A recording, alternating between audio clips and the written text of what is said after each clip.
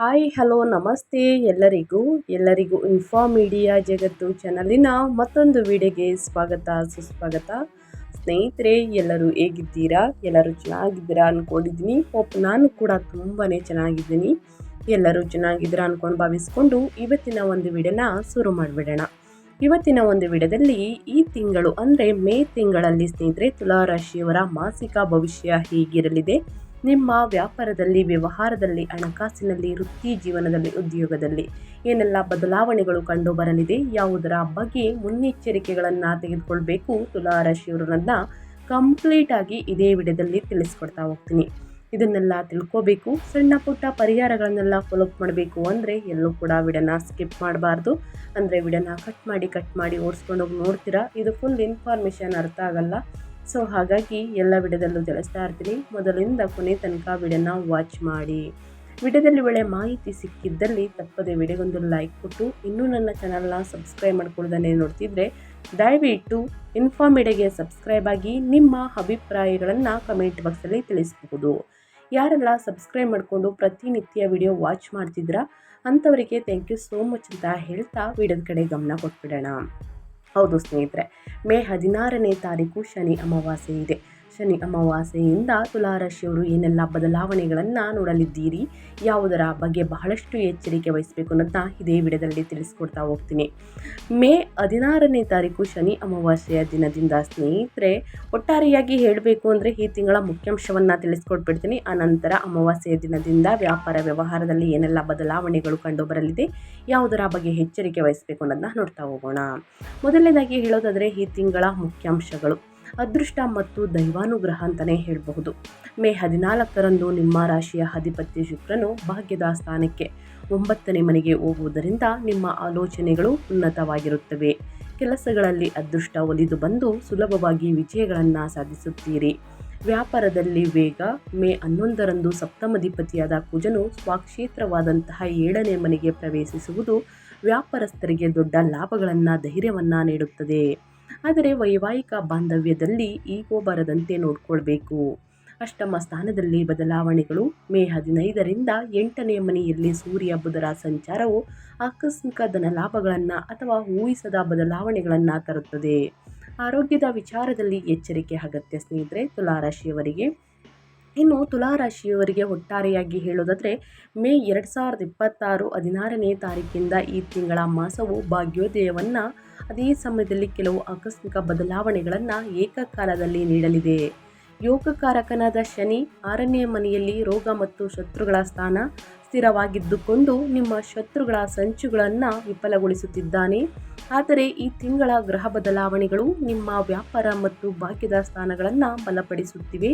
ಮೇ 11ರಂದು ದ್ವಿತೀಯ ಸಪ್ತಮಾಧಿಪತಿಯಾದ ಕುಜನು 7ನೇ ಮನೆಯಲ್ಲಿ ಅಂದರೆ ಸ್ವಕ್ಷೇತ್ರದಲ್ಲಿ ಹೊಂದುವುದು ಮತ್ತು ಮೇ 14ರಂದು ನಿಮ್ಮ ಲಗ್ನಾಧಿಪತಿ ಶುಕ್ರನು ಭಾಗ್ಯದ ಸ್ಥಾನವಾದಂತಹ 9ನೇ ಮನೆಗೆ ಮಿಥುನಕ್ಕೆ ಪ್ರವೇಶಿಸುವುದು ನಿಮಗೆ ಸಮಾಜದಲ್ಲಿ ದೊಡ್ಡ ಕೀರ್ತಿಯನ್ನು, ಹಣವನ್ನು ತಂದುಕೊಡುತ್ತದೆ.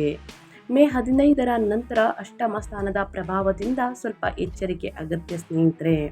ಇದು ಒಟ್ಟಾರೆಯಾಗಿ ತುಲಾರಾಶಿಯವರ ಭವಿಷ್ಯ ಅಂತಲೇ ಹೇಳಬಹುದು.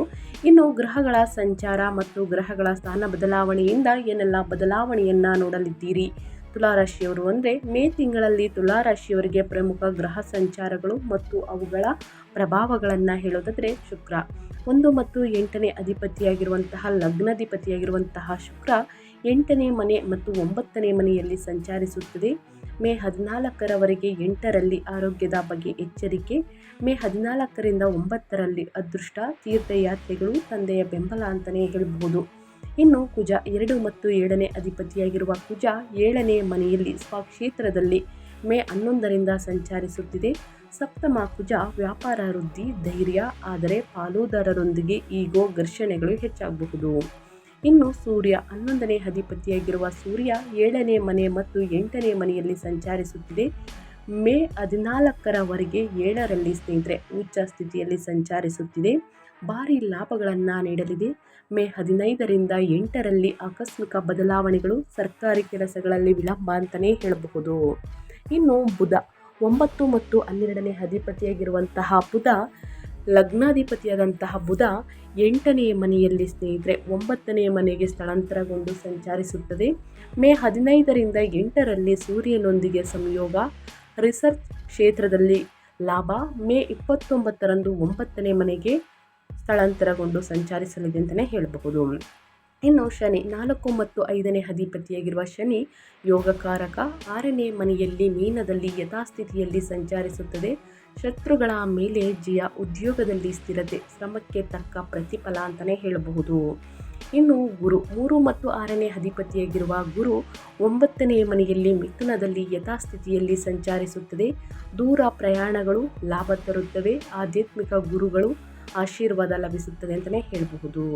ಇದು ಗ್ರಹಗಳ ಸಂಚಾರ ಮತ್ತು ಗ್ರಹಗಳ ಸ್ಥಾನ ಬದಲಾವಣೆಯಿಂದ ತುಲಾ ರಾಶಿಯವರು ಒಂದಲ್ಲ ಒಂದು ರೀತಿಯಲ್ಲಿ ಬದಲಾವಣೆಗಳನ್ನು ನೋಡಲಿದ್ದೀರಿ ಸ್ನೇಹಿತರೆ. ಇನ್ನು ಅದೇ ರೀತಿ ವೃತ್ತಿ ಮತ್ತು ಉದ್ಯೋಗದ ಬಗ್ಗೆ ಹೇಳೋದಾದರೆ ಮೇ 16ರಿಂದ ಸಾಕಷ್ಟು ಬದಲಾವಣೆಯನ್ನು ನೋಡಲಿದ್ದೀರಿ. ಮೇ 16ನೇ ತಾರೀಕು ಶನಿ ಜಯಂತಿ ದಿನವೇ ಸ್ನೇಹಿತರೆ. ಬಾದಾಮಿ ಅಮಾವಾಸ್ಯೆ ಅಥವಾ ಶನಿ ಅಮಾವಾಸ್ಯೆ ಇದೆ. ಈ ಅಮಾವಾಸ್ಯೆಯ ದಿನದಿಂದ ವೃತ್ತಿ ಜೀವನದಲ್ಲಿ 6ನೇ ಮನೆಯಲ್ಲಿ ಯೋಗಕಾರಕ ಶನಿ ಇರುವುದರಿಂದ ಕಚೇರಿಯಲ್ಲಿ ನಿಮ್ಮ ಸಾಮರ್ಥ್ಯ ಎಂದೆಂದು ತೋರಿಸುವಂತಹ ಸಮಯವನ್ನು ತೋರಿಸುತ್ತೀರಿ. ತಿಂಗಳ ಪ್ರಥಮಾರ್ಧದಲ್ಲಿ ಲಗ್ನಾಧಿಪತಿ ಸೂರ್ಯನು 7ನೇ ಮನೆಯಲ್ಲಿ ಉಚ್ಚ ಸ್ಥಿತಿಯಲ್ಲಿ ಇರುವುದು ಮತ್ತು ಅದು ನೇರವಾಗಿ ಲಗ್ನವನ್ನು ನೋಡುವುದರಿಂದ ಕಚೇರಿಯಲ್ಲಿ ನಿಮ್ಮ ನಾಯಕತ್ವ ಗುಣಗಳಿಗೆ ಉತ್ತಮ ಮನ್ನಣೆ ದೊರೆಯುತ್ತದೆ. ಸಹೋದ್ಯೋಗಿಗಳು ನಿಮ್ಮ ಸಲಹೆಗಳನ್ನು ಪಾಲಿಸುತ್ತಾರೆ. ಆದರೆ ಮೇ 15ರ ನಂತರ ಸೂರ್ಯ ಮತ್ತು ಬುಧ 8ನೇ ಸ್ಥಾನವಾದಂತಹ ವೃಷಭ ರಾಶಿಗೆ ಪ್ರವೇಶಿಸುವುದರಿಂದ ವೃತ್ತಿ ಜೀವನದಲ್ಲಿ ಕೆಲವು ಆಕಸ್ಮಿಕ ಬದಲಾವಣೆಗಳು ಸಂಭವಿಸುತ್ತವೆ. ಊಹಿಸದ ವರ್ಗಾವಣೆಗಳು ಅಥವಾ ವಿಭಾಗಗಳ ಬದಲಾವಣೆಗಳು ಆಗಬಹುದು. ಮೇಲಧಿಕಾರಿಗಳೊಂದಿಗೆ ವಾದ ವಿವಾದಕ್ಕೆ ಇಳಿಯದಿರುವುದು ಬಹಳ ಮುಖ್ಯ. IT ಮತ್ತು ರಿಸರ್ಚ್ ವಿಭಾಗಗಳಲ್ಲಿ ಕೆಲಸ ಮಾಡುವವರಿಗೆ ಮಾತ್ರ 8ನೇ ಮನೆಯಲ್ಲಿ ಬುಧ ನಿತ್ಯ ಯೋಗ ಹೊಸ ಪ್ರಾಜೆಕ್ಟ್ಗಳನ್ನು ತಂದುಕೊಡುತ್ತದೆ. ಒಟ್ಟಾರೆಯಾಗಿ ಸ್ನೇಹಿತರೆ ವೃತ್ತಿಯಲ್ಲಿ ಏನೆಲ್ಲ ಬದಲಾವಣೆಯನ್ನು ನೋಡಲಿದ್ದೀರಿ ಅನ್ನೋದನ್ನ ಕಂಪ್ಲೀಟಾಗಿ ತಿಳಿಸ್ಕೊಟ್ಟಿದ್ದೀನಿ. ಇನ್ನು ಮುಂದಿನದಾಗಿ ಹೇಳೋದಾದರೆ ವ್ಯಾಪಾರ, ಸ್ವಯಂ ಉದ್ಯೋಗದ ಬಗ್ಗೆ, ಪಾಲುದಾರಿಕೆ ಬಗ್ಗೆ ಹೇಳೋದಾದರೆ ಮೇ 16ನೇ ತಾರೀಕು ಶನಿ ಅಮಾವಾಸ್ಯೆಯಿಂದ ಸ್ನೇಹಿತರೆ ಸಾಕಷ್ಟು ಬದಲಾವಣೆ ಅಂತಲೇ ಹೇಳಬಹುದು. ವ್ಯಾಪಾರಸ್ಥರಿಗೆ ಈ ತಿಂಗಳು ಲಾಭದ ಬೆಳೆಯನ್ನು ನೀಡುತ್ತದೆ. ಮೇ 16ರಂದು ವ್ಯಾಪಾರ ಸ್ಥಾನಾಧಿಪತಿಯಾದಂತಹ ಕುಜನು 7ನೇ ಮನೆಯಲ್ಲಿ ಮೇಷರಾಶಿ ಅಂತಂದರೆ ಸ್ವಕ್ಷೇತ್ರಕ್ಕೆ ಪ್ರವೇಶಿಸುವುದು ವ್ಯಾಪಾರ ವೃದ್ಧಿಗೆ ಅತ್ಯಂತ ಅನುಕೂಲಕರ. ನಿಮ್ಮ ನಿರ್ಧಾರಗಳಲ್ಲಿ ವೇಗ, ಧೈರ್ಯವನ್ನು ತೋರುತ್ತೀರಿ. ಪ್ರತಿಸ್ಪರ್ಧಿಗಳು ನಿಮ್ಮ ಮುಂದೆ ನಿಲ್ಲಲಾರರು. ಇನ್ನು ಮೇ 14ರವರೆಗೆ ವ್ಯಾಪಾರದ ಸ್ಥಾನದಲ್ಲಿ ಉಚ್ಚ ಸೂರ್ಯನ ಪ್ರಭಾವದಿಂದ ದೊಡ್ಡ ಸಂಸ್ಥೆಗಳೊಂದಿಗೆ ಅಥವಾ ಸರ್ಕಾರದೊಂದಿಗೆ ಮಾಡುವಂತಹ ವ್ಯವಹಾರಗಳು ಅತ್ಯಧಿಕ ಲಾಭಗಳನ್ನು ನೀಡುತ್ತವೆ. ಪಾಲುದಾರಿಕೆ ವ್ಯಾಪಾರಗಳಲ್ಲಿ ಲಾಭಗಳು ಬಂದರೂ ಸ್ವಕ್ಷೇತ್ರ ಕುಜನ ಪ್ರಭಾವದಿಂದಾಗಿ ಪಾಲುದಾರರ ಮೇಲೆ ಅಧಿಕಾರ ಚಲಾಯಿಸಬೇಕೆಂಬ ನಿಮ್ಮ ಆಲೋಚನೆ ಭಿನ್ನಾಭಿಪ್ರಾಯಗಳಿಗೆ ದಾರಿ ಮಾಡಿಕೊಡುತ್ತದೆ ಸ್ನೇಹಿತರೆ. ನಿರ್ಧಾರಗಳನ್ನು ಒಟ್ಟಾಗಿ ತೆಗೆದುಕೊಳ್ಳುವುದು ಒಳ್ಳೆಯದು. ಇನ್ನು ನಿಮ್ಮ ಹಣಕಾಸಿನ ಬಗ್ಗೆ ಹೇಳೋದಾದರೆ ಮೇ 16ರಿಂದ ಏನೆಲ್ಲ ಬದಲಾವಣೆಗಳನ್ನು ನೋಡಲಿದ್ದೀರಿ ಅಂದರೆ ಆರ್ಥಿಕವಾಗಿ ಈ ತಿಂಗಳು ತೃಪ್ತಿದಾಯಕವಾಗಿರುತ್ತದೆ. ಲಗ್ನಾಧಿಪತಿಯಾದಂತಹ ಕುಜನು 7ನೇ ಮನೆಯಲ್ಲಿ ಬಲವಾದ ಸ್ಥಿತಿಯಲ್ಲಿ ಇರುವುದರಿಂದ ದೈನಂದಿನ ಆದಾಯ ಅದ್ಭುತವಾಗಿರುತ್ತದೆ. ವ್ಯಾಪಾರದ ಮೂಲಕ ಹಣದ ಹರಿವು ಹೆಚ್ಚಾಗಲಿದೆ. ಇನ್ನು ಮೇ 15ರಿಂದ 11ನೇ ಅಧಿಪತಿಯಾಗಿರುವಂತಹ ಲಗ್ನಾಧಿಪತಿ ಸೂರ್ಯ ಮತ್ತು 9ನೇ ಅಧಿಪತಿಯಾಗಿರುವಂತಹ ಭಾಗ್ಯಾಧಿಪತಿ ಬುಧ ಅಷ್ಟಮ ಸ್ಥಾನದಲ್ಲಿ ಅಂದರೆ 8ನೇ ಮನೆಯಲ್ಲಿ ಸೇರುವುದು ಒಂದು ರೀತಿಯ ಆಕಸ್ಮಿಕ ಧನಯೋಗವನ್ನು ನೀಡುತ್ತದೆ. ಹಳೆಯ ಬಾಕಿಗಳು ಊಹಿಸದ ರೀತಿಯಲ್ಲಿ ವಸೂಲಿಯಾಗುತ್ತವೆ. ಇನ್ಶೂರೆನ್ಸ್ ಅಥವಾ ಪಿತ್ರಾರ್ಜಿತ ಆಸ್ತಿಯ ಮೂಲಕ ಹಣ ದೊರೆಯುತ್ತದೆ. ಮೇ 14ರ ನಂತರ ಸ್ನೇಹಿತರೆ ಲಗ್ನಾಧಿಪತಿಯಾದ ಶುಕ್ರನು ಭಾಗ್ಯದ ಸ್ಥಾನದಲ್ಲಿ ಇರುವುದರಿಂದ ನಿಮ್ಮ ಉಳಿತಾಯ ಯೋಜನೆಗಳು ಯಶಸ್ವಿಯಾಗುತ್ತವೆ ಅಂತಲೇ ಹೇಳಬಹುದು. ಪದೇ ಅನಗತ್ಯ ಖರ್ಚುಗಳಿಂದ ದೂರವಿರಿ. ಆನ್ಲೈನ್ ಶಾಪಿಂಗನ್ನು ಕಡಿಮೆ ಮಾಡಿ ಸ್ನೇಹಿತರೆ. ಉಳಿತಾಯವನ್ನು ಮಾಡುವುದು ಬಹಳ ಮುಖ್ಯ. ಇನ್ನು ಅದೇ ರೀತಿ ನಿಮ್ಮ ಹೆಲ್ತ್ ಬಗ್ಗೆ ಹೇಳೋದಾದರೆ ಏನೆಲ್ಲ ಬದಲಾವಣೆಯನ್ನು ನೋಡಲಿದ್ದೀರಿ, ಯಾವುದರ ಬಗ್ಗೆ ಬಹಳಷ್ಟು ಎಚ್ಚರಿಕೆ ವಹಿಸಬೇಕು ಅಂದರೆ ತಿಂಗಳ ಪ್ರಥಮಾರ್ಧದಲ್ಲಿ 7ನೇ ಮನೆಯಲ್ಲಿ ಉಚ್ಚ ಸೂರ್ಯನ ದೃಷ್ಟಿ ಲಗ್ನದ ಮೇಲೆ ಬೀಳುವುದರಿಂದ ನಿಮ್ಮಲ್ಲಿ ಉತ್ಸಾಹ ಮತ್ತು ಉಷ್ಣ ಅಂದರೆ ಪಿತ್ತ ಹೆಚ್ಚಾಗಿರುತ್ತದೆ. ಮೇ 15ರ ನಂತರ ಸೂರ್ಯ ಮತ್ತು ಬುಧ 8ನೇ ಮನೆಗೆ ಪ್ರವೇಶಿಸುವುದರಿಂದ ಆರೋಗ್ಯದ ವಿಚಾರದಲ್ಲಿ ಕೆಲವು ಜಾಗೃತೆಗಳನ್ನು ವಹಿಸಬೇಕು. ಅಷ್ಟಮದಲ್ಲಿರುವಂತಹ ಸೂರ್ಯನಿಂದ ಕಣ್ಣುರಿ, ಆಯಾಸ, ಹೊಟ್ಟೆಗೆ ಸಂಬಂಧಿಸಿದ ಉಷ್ಣ ಸಮಸ್ಯೆಗಳು ಉದ್ಭವಿಸಬಹುದು. ಆದರೆ ಮೇ 14ರಂದು ಲಗ್ನಾಧಿಪತಿಯಾದ ಶುಕ್ರನು ಅತ್ಯಂತ ಶುಭದಾಯಕವಾದಂತಹ 9ನೇ ಮನೆಗೆ ಹೋಗುವುದು ನಿಮಗೆ ಬಲವಾದಂತಹ ಶ್ರೀರಾಮ ರಕ್ಷೆ. ಈ ಗ್ರಹ ಸ್ಥಿತಿ ಅನಾರೋಗ್ಯಗಳನ್ನು ಬೇಗ ಗುಣಪಡಿಸುತ್ತದೆ ಮತ್ತು ನಿಮ್ಮ ಆಯುಸ್ಸನ್ನು ಕಾಪಾಡುತ್ತದೆ. ಸಮಯಕ್ಕೆ ಸರಿಯಾಗಿ ಊಟ ಮಾಡುವುದನ್ನು ಮರೆಯಬೇಡಿ ಸ್ನೇಹಿತರೆ. ಸರಿಯಾದ ಸಮಯಕ್ಕೆ ಊಟವನ್ನು ಮಾಡಿ ಸ್ನೇಹಿತರೆ. ಖಂಡಿತವಾಗಿಯೂ ಸ್ನೇಹಿತರೆ ನಿಮ್ಮ ಆರೋಗ್ಯ ಉತ್ತಮವಾಗಿರಲಿದೆ. ಪ್ರತಿದಿನ ಯೋಗ, ಧ್ಯಾನ, ಮೆಡಿಟೇಷನನ್ನು ಮಾಡಿ ಅಮಾವಾಸ್ಯೆ ಮತ್ತು ಹುಣ್ಣಿಮೆಯ ಸಮಯದಲ್ಲಿ ಪಾದದ ಹುರಿ ಕಾಣಿಸಿಕೊಳ್ಳಬಹುದು ಸ್ನೇಹಿತರೆ. ತಣ್ಣೀರಿನಿಂದ ತೊಳೆದು ಒಂದು 5 ನಿಮಿಷಗಳ ಕಾಲ ಮಸಾಜ್ ಮಾಡಿ ಚೆನ್ನಾಗಿ ನಿದ್ರೆ ಬರಲಿದೆ. ಉರಿ ಕಡಿಮೆಯಾಗಲಿದೆ ಅಂತಲೇ ಹೇಳಬಹುದು. ಚೆನ್ನಾಗಿ ಹಸಿರು ತರಕಾರಿ, ಹಣ್ಣು ಹಂಪಲುಗಳನ್ನು ಸೇವಿಸುವುದರಿಂದಲೂ ಕೂಡ ಉಷ್ಣಾಂಶ ಸ್ವಲ್ಪ ಕಡಿಮೆಯಾಗಲಿದೆ. ಇನ್ನು ಕುಟುಂಬ ಮತ್ತು ವೈಯಕ್ತಿಕ ಸಂಬಂಧಗಳ ಬಗ್ಗೆ ಹೇಳೋದಾದರೆ ತುಲಾ ರಾಶಿಯವರಿಗೆ ಏನೆಲ್ಲ ಬದಲಾವಣೆಗಳು ಕಂಡು ಬರಲಿದೆ, ಯಾವುದರ ಬಗ್ಗೆ ಬಹಳಷ್ಟು ಎಚ್ಚರಿಕೆ ವಹಿಸಬೇಕು ಅಂದರೆ ವೈವಾಹಿಕ ಜೀವನದಲ್ಲಿ ಈ ತಿಂಗಳು ಸ್ವಲ್ಪ ಎಚ್ಚರಿಕೆ ಅಗತ್ಯ. ಮೇ 11ರಂದು ಸಪ್ತಮ ಸ್ಥಾನದಲ್ಲಿ ಅಂದರೆ 7ನೇ ಮನೆಯಲ್ಲಿ ಕುಜನು ಸ್ವಕ್ಷೇತ್ರದಲ್ಲಿ ಹೊಂದುವುದರಿಂದ ಜೀವನ ಸಂಗಾತಿಯ ವರ್ತನೆಯಲ್ಲಿ ಪ್ರಾಬಲ್ಯವಾದ ಪ್ರವೃತ್ತಿ, ಸ್ವಲ್ಪ ಕೋಪ ಕಂಡು ಬರುತ್ತದೆ. ಸಣ್ಣ ವಿಷಯಗಳಿಗೆ ವಾದ ವಿವಾದಗಳು ಹೆಚ್ಚಾಗುವಂತಹ ಅಪಾಯವಿದೆ. ನಿಮ್ಮ ಕೋಪವನ್ನು ಸ್ನೇಹಿತರ ಹತೋಟಿಯಲ್ಲಿ ಇಟ್ಕೊಳ್ಳುವುದು ಬಹಳ ಮುಖ್ಯ. ತಾಳ್ಮೆ ವಹಿಸಿದರೆ ಬಾಂಧವ್ಯ ಬಲವಾಗಿರುತ್ತದೆ ಸ್ನೇಹಿತರೆ. ಇನ್ನು ಮೇ 17ರ ನಂತರ ನಿಮ್ಮ ಲಗ್ನಾಧಿಪತಿಯಾದ ಶುಕ್ರನು ಭಾಗ್ಯದ ಸ್ಥಾನದಲ್ಲಿ ಅಂದರೆ 9ನೇ ಮನೆಯಲ್ಲಿ ಗುರುವಿನೊಂದಿಗೆ ಸೇರುವುದರಿಂದ ಕುಟುಂಬದಲ್ಲಿ ಸಂತೋಷ ಮರಳಿ ಬರುತ್ತದೆ. ತಂದೆಯೊಂದಿಗಿನ ಬಾಂಧವ್ಯ ಸುಧಾರಿಸುತ್ತದೆ. ಅವರ ಆರೋಗ್ಯ ಉತ್ತಮಗೊಳ್ಳುತ್ತದೆ. ಕುಟುಂಬ ಸದಸ್ಯರೊಂದಿಗೆ ಸೇರಿ ಯಾವುದಾದರೂ ಪುಣ್ಯಕ್ಷೇತ್ರಕ್ಕೆ ಹೋಗುವಂತಹ ಯೋಜನೆಯನ್ನು ರೂಪಿಸುತ್ತೀರಿ ಅಂತಲೇ ಹೇಳಬಹುದು. ಒಟ್ಟಾರೆಯಾಗಿ ಏನೆಲ್ಲ ಬದಲಾವಣೆಯನ್ನು ನೋಡಲಿದ್ದೀರಿ ತುಲಾ ರಾಶಿಯವರು ಅಂತ ಕಂಪ್ಲೀಟಾಗಿ ತಿಳಿಸ್ಕೊಟ್ಟಿದ್ದೀನಿ ಸ್ನೇಹಿತರೆ. ಆ ವಿಚಾರದ ಬಗ್ಗೆ ಬಹಳಷ್ಟು ಎಚ್ಚರಿಕೆ ವಹಿಸಿ ಅಂತ ಹೇಳ್ತಾ, ಇನ್ನು ಮುಂದಿನದಾಗಿ ಹೇಳೋದಾದರೆ ವಿದ್ಯಾರ್ಥಿಗಳ ಬಗ್ಗೆ, ವಿದ್ಯಾಭ್ಯಾಸದಲ್ಲಿ ಏನೆಲ್ಲ ಬದಲಾವಣೆಗಳು ಕಂಡು ಬರಲಿದೆ, ಯಾವುದರ ಬಗ್ಗೆ ಬಹಳಷ್ಟು ಎಚ್ಚರಿಕೆ ವಹಿಸಬೇಕು ಅನ್ನೋದನ್ನ ನೋಡೋದಾದರೆ ಪಂಚಮಾಧಿಪತಿಯಾದಂತಹ ವಿದ್ಯಾಸ್ಥಾನದಲ್ಲಿ ಶನಿ 6ನೇ ಮನೆಯಲ್ಲಿ ಇರುವುದು ಸ್ಪರ್ಧಾತ್ಮಕ ಪರೀಕ್ಷೆಗಳಿಗೆ ಸಿದ್ಧರಾಗುವವರಿಗೆ ಅದ್ಭುತವಾದ ಯಶಸ್ಸನ್ನು ನೀಡುತ್ತದೆ. ಕಷ್ಟಪಟ್ಟು ಓದಿದವರಿಗೆ ಸರ್ಕಾರಿ ಉದ್ಯೋಗಗಳು ಸಿಗುವಂಥ ಅವಕಾಶಗಳು ಹೇರಳವಾಗಿವೆ. ಮೇ 14ರ ನಂತರ 9ನೇ ಮನೆಯಲ್ಲಿ ಉನ್ನತ ಸ್ಥಾನದಲ್ಲಿ ವಿದ್ಯಾಸ್ಥಾನದಲ್ಲಿ ಲಗ್ನಾಧಿಪತಿಯಾದ ಶುಕ್ರನು ಗುರುವಿನೊಂದಿಗೆ ಸೇರುವುದರಿಂದ ವಿದೇಶಿ ವಿಶ್ವವಿದ್ಯಾನಿಲಯಗಳಲ್ಲಿ ಅಡ್ಮಿಷನ್ ಬಯಸುವವರಿಗೆ ಸುಲಭವಾಗಿ ಅವಕಾಶಗಳು ಲಭಿಸುತ್ತದೆ. ಫೈನ್ ಆರ್ಟ್ಸ್ ಡಿಸೈನಿಂಗ್ ವಿದ್ಯಾರ್ಥಿಗಳಿಗೆ ಇದು ಸುವರ್ಣ ಕಾಲ ಅಂತಲೇ ಹೇಳಬಹುದು. ಪ್ರತಿಯೊಬ್ಬ ವಿದ್ಯಾರ್ಥಿಗಳು ಕೂಡ ಕಷ್ಟಪಟ್ಟು ಅಧ್ಯಯನದ ಕಡೆ ಗಮನ ಕೊಟ್ಟಿದ್ದಲ್ಲಿ ಉನ್ನತ ಫಲಿತಾಂಶವನ್ನು ಖಂಡಿತವಾಗಿಯೂ ಗಳಿಸಲಿದ್ದೀರಿ ಸ್ನೇಹಿತರೆ. ವ್ಯಾಪಾರ ವ್ಯವಹಾರದ ಬಗ್ಗೆ, ಹಣಕಾಸಿನ ಬಗ್ಗೆ, ವೃತ್ತಿ ಜೀವನದ ಬಗ್ಗೆ, ಉದ್ಯೋಗದ ಬಗ್ಗೆ ಏನೆಲ್ಲ ಬದಲಾವಣೆಯನ್ನು ನೋಡಲಿದ್ದೀರಿ ಅನ್ನೋದನ್ನ ಕಂಪ್ಲೀಟಾಗಿ ತಿಳಿಸ್ಕೊಟ್ಟಿದ್ದೀನಿ ತುಲಾರಾಶಿಯವರಿಗೆ. ಇನ್ನು ಮೇ 2026ಕ್ಕೆ ವೈದಿಕ ಜ್ಯೋತಿಷ್ಯದ ಪರಿಹಾರಗಳನ್ನು ತಿಳಿಸ್ಕೊಡಿ ಅಂದರೆ ಖಂಡಿತವಾಗಿಯೂ ಈ ಪರಿಹಾರಗಳನ್ನು ತಿಳಿಸ್ಕೊಡ್ತೀನಿ. ನಿಮಗೆ ಅನುಕೂಲಕ್ಕೆ ತಕ್ಕಂತೆ ಸ್ನೇಹಿತರೆ ಈ ಪರಿಹಾರಗಳನ್ನು ಮಾಡಬಹುದು. ಆದಷ್ಟು ಸಣ್ಣ ಪುಟ್ಟ ಪರಿಹಾರವಾಗಿರುತ್ತದೆ. ಇನ್ನು ಅಮಾವಾಸ್ಯೆ ದಿನ ಏನೆಲ್ಲ ಮಾಡಬೇಕು ಅನ್ನೋದು ಕೂಡ ತಿಳಿಸ್ಕೊಡ್ತೀನಿ. ಎಲ್ಲೂ ಕೂಡ ಸ್ಕಿಪ್ ಮಾಡ್ದೇ ಕೊನೆಯ ತನಕ ವಾಚ್ ಮಾಡಿ. ಜೊತೆಗೆ ಈ ಅದೃಷ್ಟ ರಾಶಿ ನಿಮ್ಮ ಕುಟುಂಬದಲ್ಲಿ, ನಿಮ್ಮ ಸ್ನೇಹಿತರಲ್ಲಿ ಇದ್ದರೆ ದಯವಿಟ್ಟು ಅವ್ರಿಗೆ ವಿಡಿಯೋವನ್ನು ಶೇರ್ ಮಾಡಿ. ನಿಮ್ಮ ಕಡೆಯಿಂದ ಅದೃಷ್ಟದ ಭವಿಷ್ಯವನ್ನು ಅವರು ಕೂಡ ತಿಳ್ಕೊಂಡಂಗಾಗುತ್ತೆ.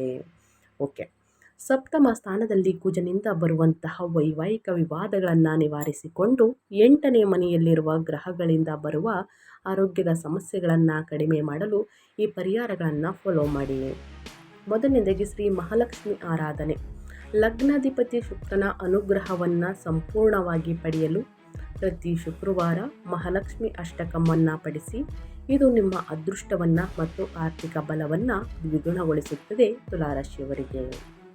ಇನ್ನು ಎರಡನೇದಾಗಿ ಸೂರ್ಯ ನಮಸ್ಕಾರಗಳು. ಮೇ 15ರಿಂದ ಅಷ್ಟಮ ಸ್ಥಾನದಲ್ಲಿ ಸೂರ್ಯನು ಅನಾರೋಗ್ಯಗಳನ್ನು ನೀಡಿದಂತೆ ಇರಲು ಬೆಳಿಗ್ಗೆ ಆದಿತ್ಯ ಹೃದಯವನ್ನು ಓದುತ್ತಾ ಸೂರ್ಯ ಭಗವಾನಿಗೆ ಅಗ್ರವನ್ನು ಸಮರ್ಪಿಸಿ. ಇನ್ನು ಸುಬ್ರಹ್ಮಣ್ಯ ಸ್ವಾಮಿಗೆ ಸ್ನೇಹಿತರೆ ದರ್ಶನವನ್ನು ಮಾಡುವುದು ಸಪ್ತಮ ಕುಜನ ಕೋಪವನ್ನು ಮತ್ತು ಈಗೋವನ್ನು ಕಡಿಮೆ ಮಾಡಿ ವೈವಾಹಿಕ ಬಾಂಧವ್ಯವನ್ನು ಬಲಪಡಿಸಲು ಮಂಗಳವಾರ ಸುಬ್ರಹ್ಮಣ್ಯ ಸ್ವಾಮಿಯನ್ನು ದರ್ಶಿಸಿ ಕೆಂಪು ಹೂಗಳಿಂದ ಪೂಜೆಯನ್ನು ಸಲ್ಲಿಸಿ ಸ್ನೇಹಿತರೆ ಖಂಡಿತವಾಗಿಯೂ ಸಮಸ್ಯೆಗಳು ನಿವಾರಣೆಯಾಗಲಿದೆ. ಇದನ್ನು ಅಮಾವಾಸ್ಯೆ ದಿನ ಮಾಡ್ಬೋದು ಅಂದರೆ ಖಂಡಿತವಾಗಿಯೂ ಅಮಾವಾಸ್ಯೆ ದಿನ ಮಾಡಬಹುದು. ಇನ್ನು ಅಮಾವಾಸ್ಯೆ ದಿನ ಏನೆಲ್ಲ ಮಾಡಬೇಕು ತುಲಾರಾಶಿಯವರು ಅನ್ನೋದನ್ನ ನೋಡ್ತಾ ಹೋಗೋಣ. ತುಲಾ ರಾಶಿಯವರು 2026ರ ಮೇ 16ರ ಶನಿ ಅಮಾವಾಸ್ಯೆಯು ಅತ್ಯಂತ ವಿಶೇಷ ಮತ್ತು ಮಂಗಳಕರವಾದ ದಿನವಾಗಿದೆ. ಹಿಂದೂ ಧರ್ಮದಲ್ಲಿ ಶನಿವಾರದಂದು ಬರುವಂತಹ ಅಮಾವಾಸ್ಯೆಯನ್ನು ಶನಿ ಅಮಾವಾಸ್ಯೆ ಎಂದು ಕರೆಯಲಾಗುತ್ತದೆ. ಇದರ ಮಹತ್ವವನ್ನು ಸ್ನೇಹಿತರೆ ನಾನು ತಿಳಿಸೋದಾದರೆ, ಮೇ 16 ಶನಿ ಅಮಾವಾಸ್ಯೆಯ ಮಹತ್ವವನ್ನು ಹೇಳೋದಾದರೆ, ಮೊದಲನೇದಾಗಿ ಶನಿ ಅಮಾವಾಸ್ಯೆ ಅಂದರೆ ಶನಿ ಜಯಂತಿ ದಿನ ಸ್ನೇಹಿತರೆ. ಈ ವರ್ಷದ ಮೇ 16ರ ಶನಿ ಅಮಾವಾಸ್ಯೆಯಂದೇ ಶನಿ ಜಯಂತಿಯು ಬಂದಿರುವುದರಿಂದ ಇದರ ಧಾರ್ಮಿಕ ಮತ್ತು ಜ್ಯೋತಿಷ್ಯ ತತ್ವವನ್ನು ದ್ವಿಗುಣಗೊಳಿಸುತ್ತದೆ ಸ್ನೇಹಿತರೆ. ಇನ್ನು ಶನಿದೇವರ ಆರಾಧನೆ ಅಂದರೆ ಶನಿದೇವರಿಗೆ ಪ್ರಿಯವಾದಂತಹ ದಿನವಾಗಿದ್ದರಿಂದ ಈ ದಿನ ಶನಿ ದೋಷ ಅಂದರೆ 7ನೇ ಶನಿ ಅಷ್ಟಮ ಶನಿ ಇರುವವರು ಪೂಜೆ ಮಾಡಿದರೆ ಶನಿದೇವನ ಅನುಗ್ರಹ ಸಿಗುತ್ತದೆ. ಇನ್ನು ಜ್ಯೇಷ್ಠ ಅಮಾವಾಸ್ಯೆ ಕೂಡ ಸ್ನೇಹಿತರೆ, ಇದು ಜ್ಯೇಷ್ಠ ಮಾಸದ ಕೃಷ್ಣ ಪಕ್ಷದ ಅಮಾವಾಸ್ಯೆಯಾಗಿದ್ದು ಪಿತೃತರ್ಪಣ ಮತ್ತು ದಾನ ಧರ್ಮಗಳಿಗೆ ಅತ್ಯಂತ ಶುಭ ದಿನವಾಗಿರುತ್ತದೆ. ಇನ್ನು ಅಪರೂಪದ ಯೋಗ ಕೂಡ ಇದೆ. 2026ರ ಮೇ 16ರಂದು ಋಷಭ ರಾಶಿಯಲ್ಲಿ ಸೂರ್ಯ ಬುಧ ಮಿಲನ, ಬುಧ ನಿತ್ಯ ಯೋಗ ರೂಪುಗೊಳ್ಳುತ್ತಿದ್ದು ಇದು ಆರ್ಥಿಕ ಸಮೃದ್ಧಿ, ಸಂಪತ್ತು ಮತ್ತು ಯಶಸ್ಸನ್ನು ತರುತ್ತದೆ. ಇನ್ನು ಶನಿ ದೋಷ ನಿವಾರಣೆ. ಈ ದಿನದಂದು ಶನಿ ದೇವನಿಗೆ ಎಳ್ಳೆಣ್ಣೆ ಅರ್ಪಿಸುವುದು, ದಾನ ಮಾಡುವುದು ಮತ್ತು ಹನುಮಾನ್ ಚಾಲಿಸವನ್ನು ಪಠಿಸುವುದರಿಂದ 7ನೇ ಶನಿಯ ಪ್ರಭಾವವನ್ನು ಕಡಿಮೆ ಮಾಡುತ್ತದೆ. ಇನ್ನು ಆದಷ್ಟು ಬಡವರಿಗೆ, ನಿರ್ಗತಿಕರಿಗೆ ಸ್ನೇಹಿತರೆ ಕಪ್ಪು ವಸ್ತುಗಳನ್ನು ದಾನ ಮಾಡುವುದರಿಂದನೂ ಕೂಡ ಮತ್ತು ಕಪ್ಪು ಎಳ್ಳನ್ನು ದಾನ ಮಾಡುವುದರಿಂದನೂ ಕೂಡ ನಿಮ್ಮ ಸಮಸ್ಯೆಗಳು ಕ್ರಮೇಣವಾಗಿ ಕಡಿಮೆಯಾಗಲಿದೆ. ಇನ್ನು ಶನಿ ಅಮಾವಾಸ್ಯೆಯ ಸಮಯವನ್ನು ತಿಳಿಸ್ಕೊಡಿ ಅಂತ ಸಾಕಷ್ಟು ಜನರು ಮೆಸೇಜ್ ಮಾಡ್ತಾ ಇದ್ದೀರಾ, ಕಮೆಂಟ್ ಹಾಕ್ತಾ ಇದ್ದೀರಾ. ಅಮಾವಾಸ್ಯೆ ಆರಂಭ ಬಂದು ಮೇ 16, 2026 ಬೆಳಿಗ್ಗೆ 5:11ಕ್ಕೆ ಪ್ರಾರಂಭವಾಗುತ್ತದೆ. ಇನ್ನು ಅಮಾವಾಸ್ಯೆಯ ಅಂತ್ಯ ಬಂದು ಸ್ನೇಹಿತರೆ ಮೇ 17, 2026 ಬೆಳಿಗ್ಗೆ 1:30ಕ್ಕೆ ಸ್ನೇಹಿತರೆ ಕೊನೆಗೊಳ್ಳುತ್ತದೆ. ಈ ಸಮಯದಲ್ಲಿ ನೀವು ಪೂಜೆ ಪುನಸ್ಕಾರಗಳನ್ನು ಮುಗಿಸ್ಕೋಬಹುದು. ಈ ದಿನ ಏನು ಮಾಡಬೇಕು ಅಂದರೆ, ಮೊದಲನೇದಾಗಿ ಬೆಳಿಗ್ಗೆ ಬೇಗ ಎದ್ದು ಪವಿತ್ರ ನದಿಗಳಲ್ಲಿ ಅಥವಾ ಮನೆಯಲ್ಲಿ ಸ್ನಾನವನ್ನು ಮಾಡಬೇಕು. ಪವಿತ್ರ ನದಿಗಳಲ್ಲಿ ಸ್ನಾನವನ್ನು ಮಾಡುವುದಕ್ಕೆ ಆಗಲಿಲ್ಲ ಅಂತಂದರೆ ಸ್ನೇಹಿತರೆ, ಮನೆಯಲ್ಲಿ ಚಿಟಿಕೆ ಅರಿಶಿನ ಮತ್ತು ಉಪ್ಪನ್ನು ಹಾಕಿ ಸ್ನಾನ ಮಾಡುವುದರಿಂದ ನಕಾರಾತ್ಮಕ ಶಕ್ತಿ ದೂರವಾಗಲಿದೆ. ಇನ್ನು ಹತ್ತಿರದ ಶನಿ ದೇವಸ್ಥಾನಕ್ಕೆ ಭೇಟಿ ನೀಡಿ ಶನಿದೇವನಿಗೆ ಎಳ್ಳೆಣ್ಣೆ, ಕಪ್ಪು ಎಳ್ಳು, ಕಪ್ಪು ಬಟ್ಟೆಯನ್ನು ಅರ್ಪಿಸಿ ಪೂಜೆಯನ್ನು ಸಲ್ಲಿಸಬಹುದು. ಇನ್ನು ಪಿತೃಗಳಿಗೆ ಶ್ರದ್ಧಾ ಅಥವಾ ತರ್ಪಣವನ್ನು ನೀಡಬಹುದು. ಇನ್ನು 4ನೇದಾಗಿ ದಾನ ಧರ್ಮವನ್ನು ಮಾಡಿ ವಿಶೇಷವಾಗಿ ಬಡವರಿಗೆ, ನಿರ್ಗತಿಕರಿಗೆ, ಅಗತ್ಯವಿರುವವರಿಗೆ ಆಹಾರ, ಬಟ್ಟೆ ದಾನವನ್ನು ಮಾಡುವುದರಿಂದ ಆಹಾರದ ಧಾನ್ಯಗಳನ್ನು ಕೂಡ ಕೊಡಬಹುದು. ಈ ರೀತಿ ನೀವು ದಾನ ಮಾಡಿದ್ದಲ್ಲಿ ಖಂಡಿತವಾಗಿಯೂ ಸಮಸ್ಯೆಗಳು ನಿವಾರಣೆಯಾಗಿ ಈ ದಿನದಂದು ಶನಿದೇವನನ್ನು ಭಕ್ತಿಯಿಂದ ಆರಾಧಿಸಿದರೆ ಸ್ನೇಹಿತರೆ ಜೀವನದ ಕಷ್ಟಗಳು ದೂರ ಆಗಿ ಶುಭ ಫಲಗಳು ಲಭಿಸುತ್ತವೆ ಎಂದು ನಂಬಲಾಗಿದೆ. ಸೊ ಹಾಗಾಗಿ ಆದಷ್ಟು ಈ ಸಣ್ಣ ಪುಟ್ಟ ಪರಿಹಾರವನ್ನು ಈ ದಿನ ಮಾಡಿ ಖಂಡಿತವಾಗಿಯೂ ಪರಿಹಾರಗಳನ್ನು ಮಾಡಿ ದೊಡ್ಡ ಸಮಸ್ಯೆಗಳೇ ಮುಕ್ತಿಯಾಗಲಿದೆ ಅಂತ ಹೇಳ್ತಾ ನಾನು ವಿಡಿಯೋನ ಎಂಡ್ ಮಾಡ್ತಾ ಇದ್ದೀನಿ. ಇವತ್ತಿನ ಒಂದು ವಿಡಿಯೋದಲ್ಲಿ ಒಳ್ಳೆಯ ಮಾಹಿತಿ ಸಿಕ್ಕಿದ್ದಲ್ಲಿ, ಈ ವಿಡಿಯೋ ಯೂಸ್ಫುಲ್ ಅನಿಸಿದ್ದಲ್ಲಿ ವಿಡಿಯೋಗೆ ಲೈಕ್, ಕಮೆಂಟ್, ಶೇರ್ ಮಾಡಿ ನಿಮ್ಮ ಅಭಿಪ್ರಾಯವನ್ನು ಕಮೆಂಟ್ ಬಾಕ್ಸಲ್ಲಿ ತಿಳಿಸಿ ಅಂತ ಹೇಳ್ತಾ ಮತ್ತೊಂದು ವಿಡಿಯೋ ಜೊತೆ ಮತ್ತೊಂದು ಹೊಸ ಭವಿಷ್ಯದಲ್ಲಿ ಸಿಗ್ತೀನಿ. Thank you for watching.